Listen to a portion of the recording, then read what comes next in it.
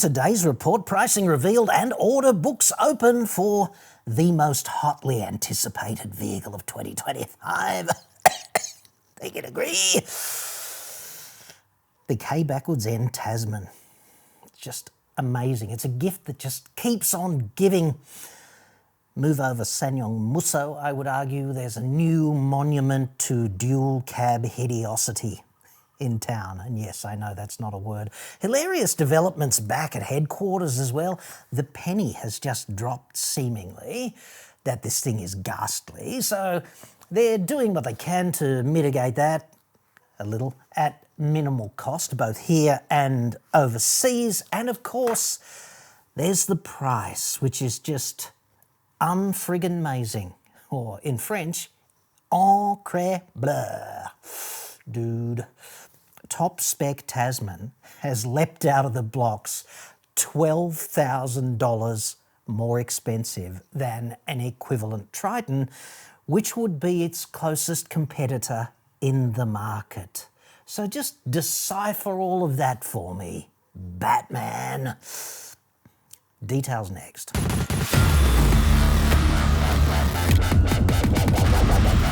I'm John Cadogan from AutoExpert.com.au. New cars, cheap, but Australia only. Website, come on! Now, the pre-orders are open, but I did look. I tried to have a grown-up man's look, not just like a boy's look, on their website, and I couldn't find the specs anywhere on K backwards N's Australia website for the Tasman. And I find that a gloriously interesting proposition. Like, what have they got to hide? Give them your details, pay your deposit, whatever, but we're not going to tell you everything we know about the vehicle so that you can make an informed decision, heaven forbid. Maybe it's just in the wings, who knows, but it's the gift that keeps on giving, isn't it? I guess they're hoping against hope that you'll just be infatuated by Tasman's intrinsic hideosity. Now, Kia does say a few things about the Tasman on its website over and over. Interestingly enough, in relation to the pre-orders, reserve your Tasman now, they say. Gear up. And I do mean up, dude. The Kia Tasman is now open for reservation, and you can be among the first to, this is a very heavy table, hit the road. After years of being tried and tested in the harshest of RC conditions, the Tasman's up for anything you throw its way. Lock it in and reserve yours now, dude. Free sick bag, I hope, for the first 500 aesthetically blind punters who sign up. Those hasty form fillerinerers. You know who you are.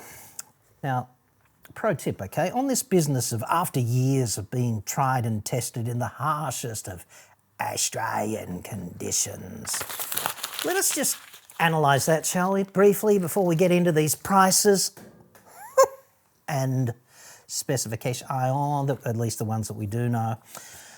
I would suggest that R&D kicked off in 2019. The planning started for this vehicle, I think, in about 2018. So back in Pyongyang, or wherever they designed it, 2019, they actually got hands on the tools and started prototyping like 15-year-olds or something. The earliest public sighting of a Tasmaniac prototype in Australia was not until January of this year. They did, of course, prick tease a video of testing in harsh Australian conditions in August of last year. No other prototype sightings at all, which seems very strange to me, given how much testing and all of these harsh conditions that they did it in here. So anyway, in the absence of being able to find anything myself, I went out and I asked ChatGPT to scour the web for when Tasman prototype testing first kicked off in Australia. And guess what the answer was? Mid-2023, which is almost 2 years, let's be kind. 1 3/4 kind of thing.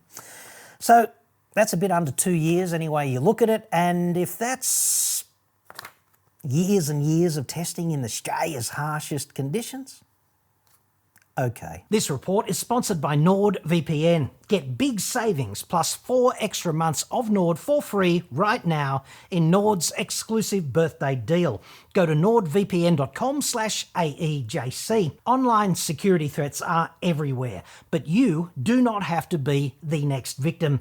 That's where NordVPN comes in, locking everything down efficiently in the background. Go to nordvpn.com/AEJC now.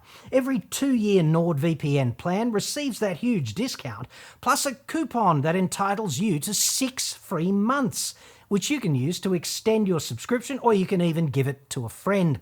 nordvpn.com/AEJC. Link in the description. Using NordVPN is easy. Just subscribe, download the app and connect. 1 click later, your IP address is shielded and your traffic will be encrypted across as many as 6 of your devices. Nord is the fastest VPN on the planet. It costs only about as much as 1 cup of coffee every month to keep your data, your identity, and your devices secure. Masking your location means you'll be able to access streaming and other services that might be blocked where you live. Plus, you can continue to watch your favourite content when you travel. Go to nordvpn.com/AEJC now. Boost your security, get that huge discount, and enjoy those extra months completely free. It's all totally risk-free with Nord's 30-day money-back guarantee. It's easy to stay safe online. Just visit nordvpn.com/AEJC now. This monstrosity, this latest monument to automotive ugliness, is actually the handiwork of quasi-Canadian Lebanese cheese of styling for Kia head office, whose name is Karim Habib. Well done, Mr. Habib.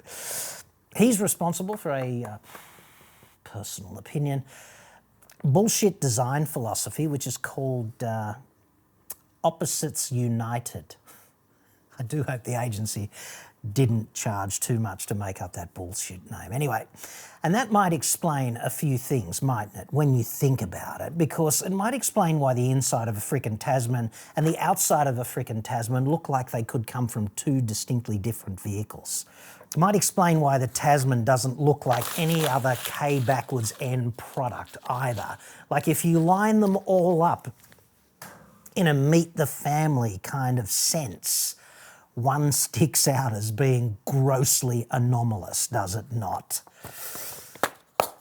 What were they thinking? Opposites united. Jesus Christ on a cross up the top of a hill 2,000 and whatever years ago.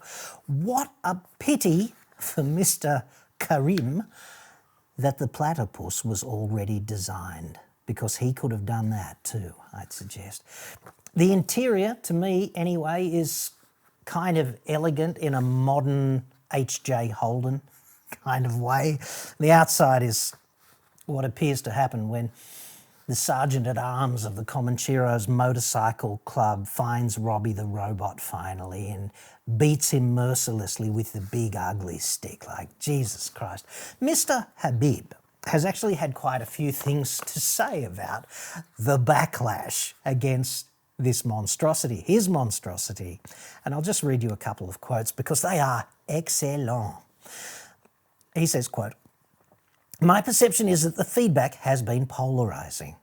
That's a nice way to put it. "To me, that is different. That means there is a lot of negative feedback, but there is also a lot of positive feedback."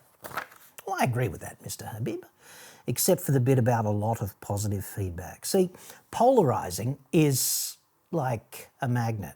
You've got a North Pole and a South Pole, not optional, and they're kind of equal and opposite. It's like the Earth is like this, in a sense, right? It's polarised. That's why we have the poles. They're equal and opposite. One is upside down and not the friggin' Southern Hemisphere one, you Americans. This isn't really polarising, or if it is polarising, then the median value is skewed way over towards negative commentary. And that's why they're peddling so freaking hard in the background to try and hose it all down, because they're sensing the train crash. It's happening in slow motion and the brake lever is jammed, right? He goes on and says, for Kia to make an entry of value We felt we had to offer something different. And that is what we tried to do.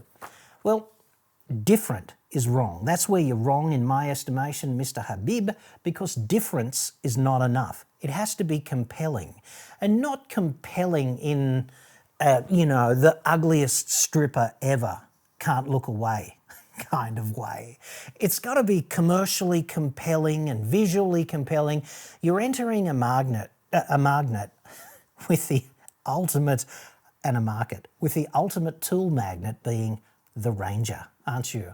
I mean, the Ranger, you get a tradie, you get one of those median bogan tradies, he looks at a Ranger and he falls madly in love. And this is for a reason.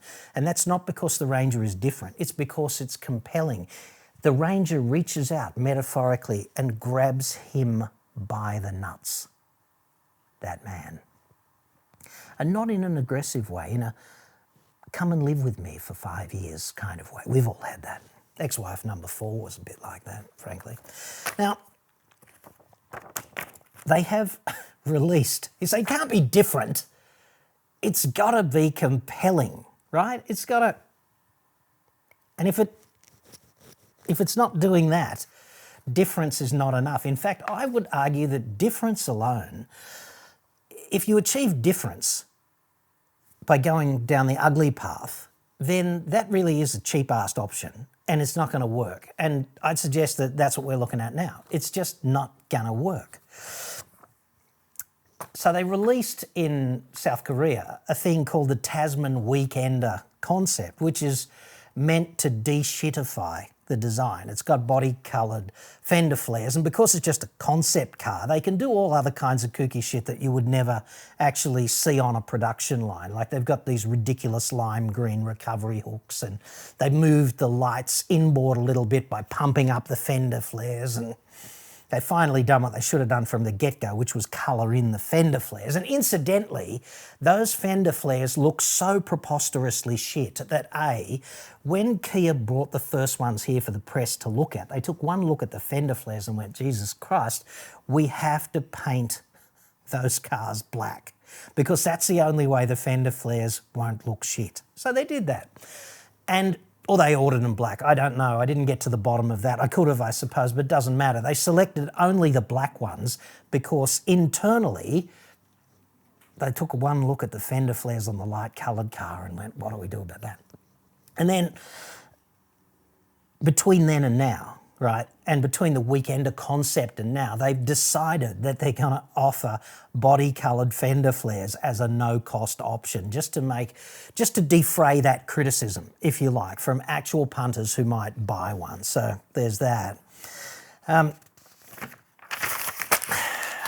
Nothing I would suggest in a car maker's arsenal screams that we know we fucked up quite as loudly as having to do an aesthetic damage control exercise before you sell a single unit in the market. If you know it's terrible off the bat, you have to do stuff like this. So this is like an admission. They'll never admit it, but it's just a hideous monstrosity. And that's why they're aiming it at fleets, because fleet managers don't care what it looks like. They care about the bottom line and whether it's safe and things of this nature. So what we're looking at here is pretty clearly a fleet management sale proposition in the main for Tasman. And if you're in the market and you're thinking about buying one, you have to consider the implications of that, because to sell to a fleet, they'll have to discount the shit out of it, because that's how this works. Fleets knock on the door and they go, we want our discount. And if a car company goes, then they don't buy it. Okay, so there'll have to be this healthy discount to get fleets across the line for Tasman. And if you're dumb enough to front up as a retail punter and just buy one for much closer to the full freight, then that's going to bend you over at resale time. And if you want evidence of that, just look at the way Ford and Holden rolled with the Commodore and Falcon for decades in this country. Because to keep the factories open, what they essentially did was they offered these massive discounts to fleets. And what that means is when the fleet turns its cars over in 2 years, then that discount is reflected in the trade-in value. The discount up front that they got is reflected in the trade-in value of that vehicle.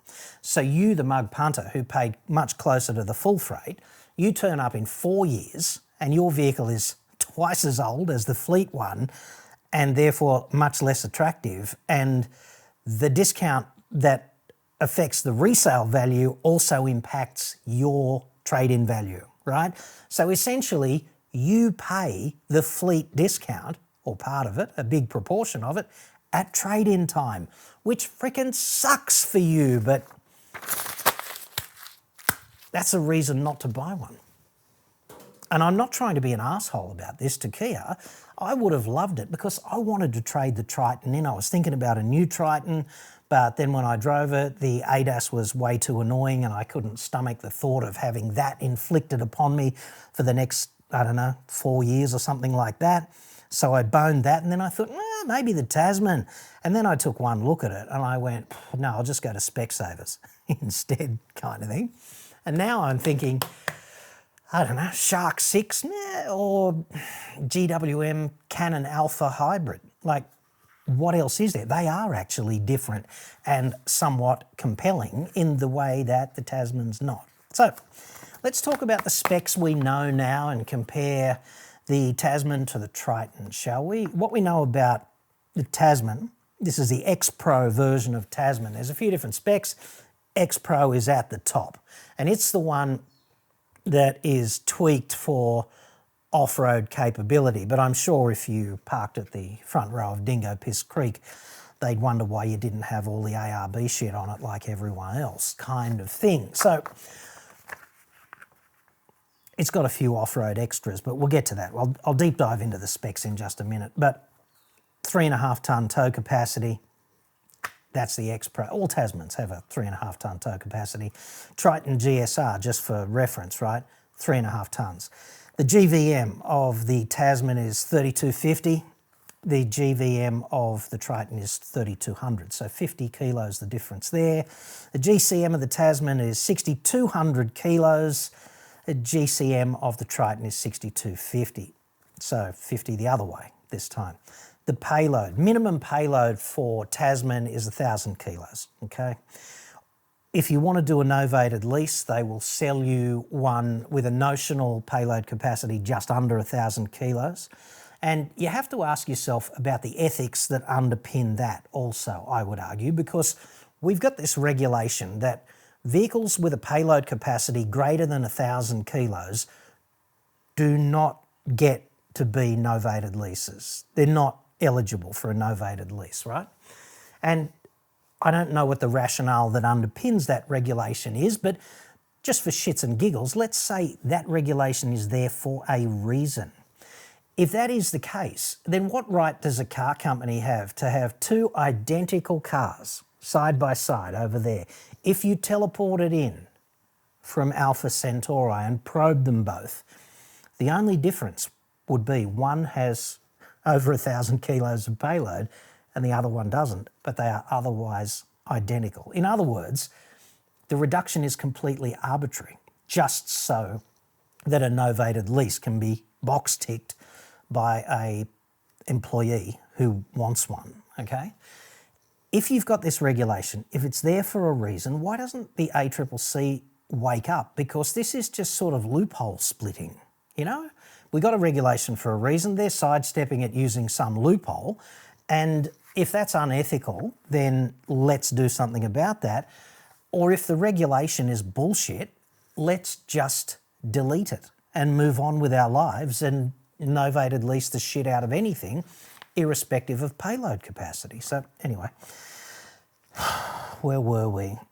So if we know that the payload is at least 1,000 kilos for a Tasman, and we know what the gross vehicle mass is, 3,250, we can subtract 1,000 from 3,250 and come up with a curb weight of about 2,250 versus Triton GSR with a curb weight of 2,170. So these things are very similar indeed in terms of the specs that we know. The maximum power for The Tasman is 154 kilowatts, but we don't know what the revs are because I can't find them anywhere. I don't think they're disclosed yet. But it's essentially the same engine as a Sorento. It's just been pumped up by 6 kilowatts. And the Sorento is 148 at 3,800, okay? The Triton is 150 at 3,500, so a little bit less, but at lower revs notionally. Maximum torque for the Tasman is 440 Newton meters, and we don't know the revs again there, but the Sorento is 440 from 1750 to 2750. The Triton is 470 from 1500 to 2750, so a bit more at a wider range, bit wider, okay? And to me, it's the maximum torque that matters more than the maximum power here because that's where you drive with a diesel. You know, you're always in those middle revs and you want to know how much power you've got at those middle revs when you go for it. And the best barometer of that is what's the torque at those middle revs, because power times revs equals torque. If you want to figure out what the power is in actual kilowatts, you just get the power in kilowatts and you multiply it by the revs and you divide by about 10,000 and that'll get you close enough, right? And then if you want to be a complete nonce, you can add about 3% and then you'll be bang on. It's otherwise you have to understand physics and convert RPM to radians per second and then divide by 1,000 to get watts to kilowatts, and that makes most people bleed from the ears, frankly. So anyway, the Triton slightly in front because it's a little bit lighter, I think, and a little bit more mid-range torque. So maybe it's going to go just ever so slightly better and not look as hideous. So there's that.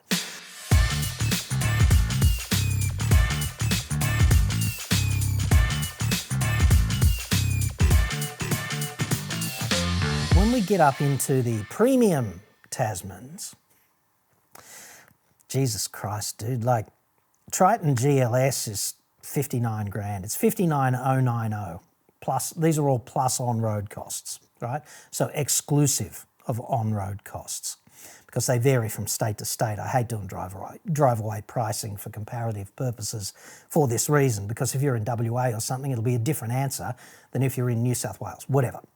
But Triton GLS is 59,090, so close enough, 59 grand. Tasman X-Line, which is they're both one step down from the top, 67,990. So we've got 59 grand versus 68. That's a $9,000 difference in price. And I'm not seeing it justified by the features. I'm certainly not seeing that justified by the specifications. And yeah, the Tasman has a very nice tray tub. It's quite big, class leading, so yay for that. But Jesus, like 9 grand, sorry. If it's 9 grand difference, you could put on a pretty nice tray, couldn't you, for 9 grand? It gets worse when you get to the top of the range, okay? We've got the X Pro for $75,000, 74,990, versus the GSR Special Edition for a frag over 63. That's a $12,000 difference in price. The non-special edition GSR is notionally about 64 grand, so that's an $11,000 difference in price. The Tasman is $11,000 to $12,000 more expensive than the Triton at the top of the range. I'm not seeing it. I'm really not. As a value proposition, like, yeah, that's different too, Mr. Habib, I would suggest, but it's not compelling in the same way that the styling's not compelling. It's something you have to accept and deal with, live with, come to terms with. It's like losing a leg.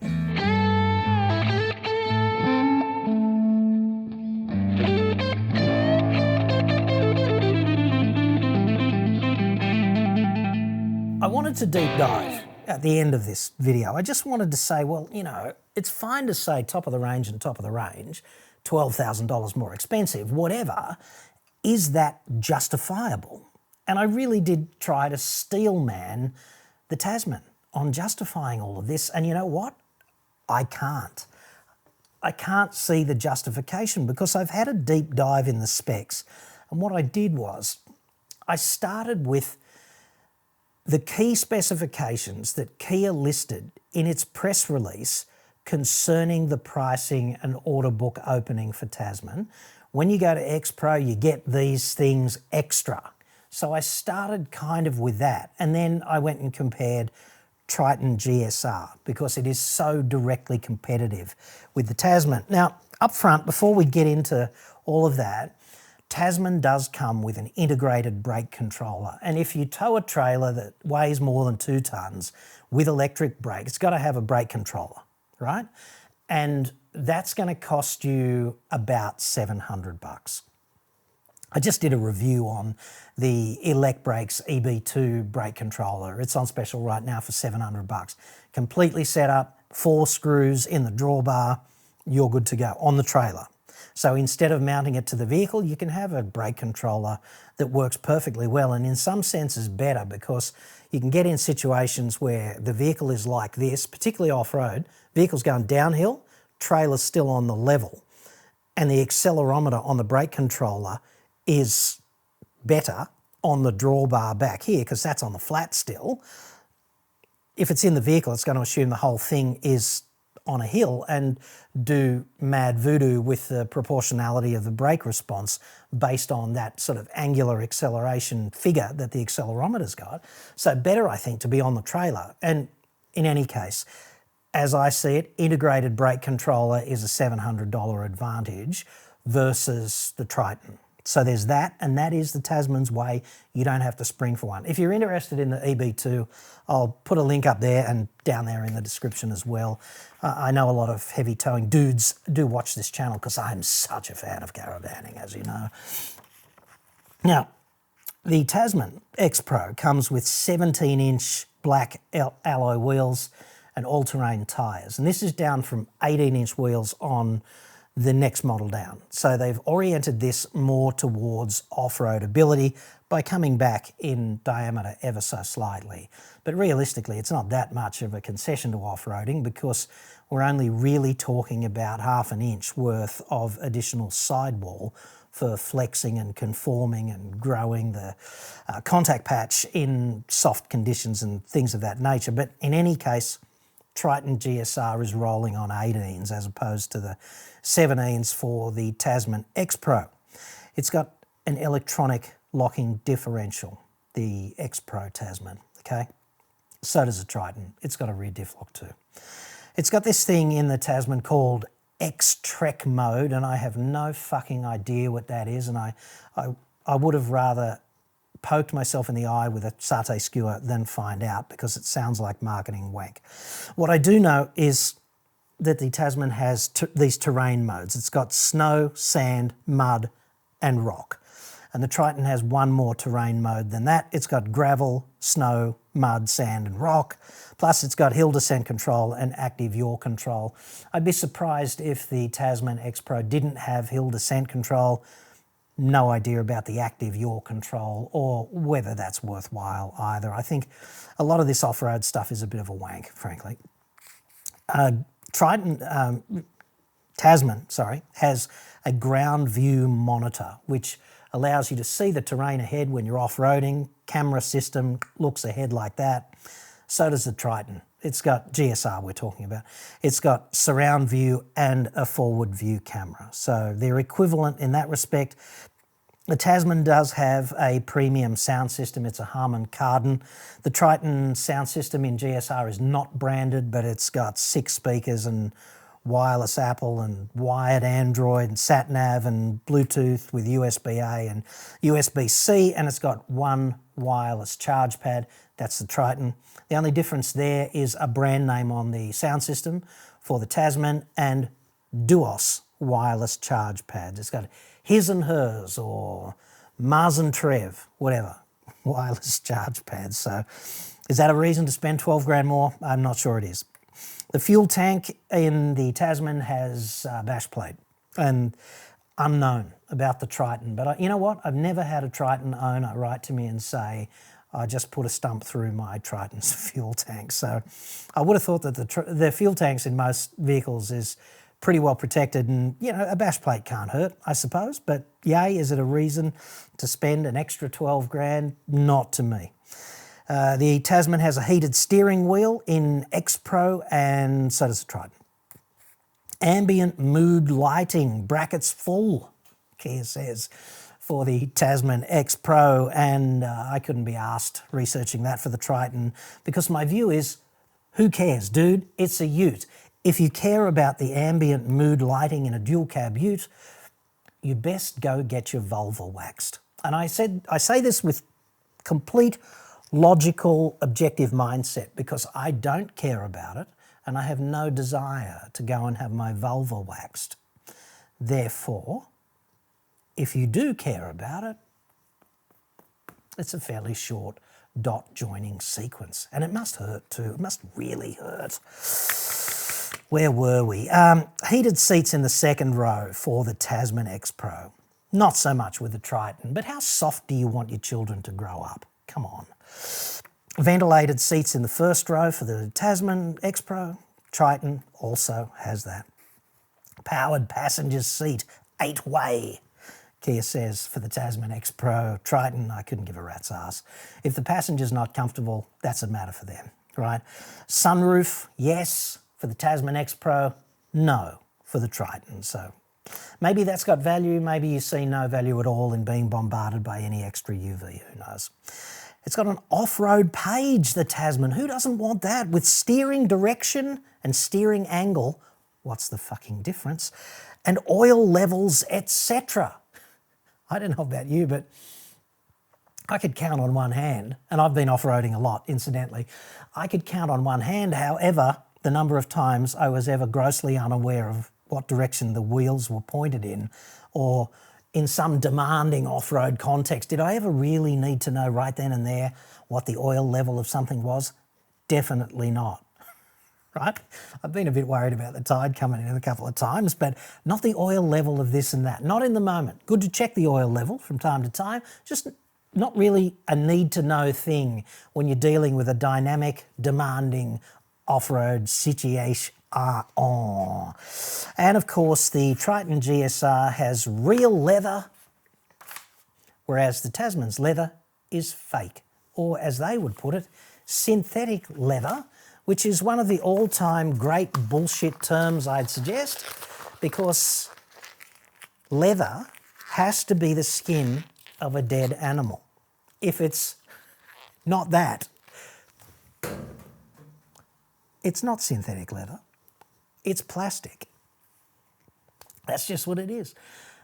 I'd love to know if you think in the comments, am I being too harsh on this hideous monstrosity, and should I give it a fairer go than that? Because, aesthetics are subjective to some extent.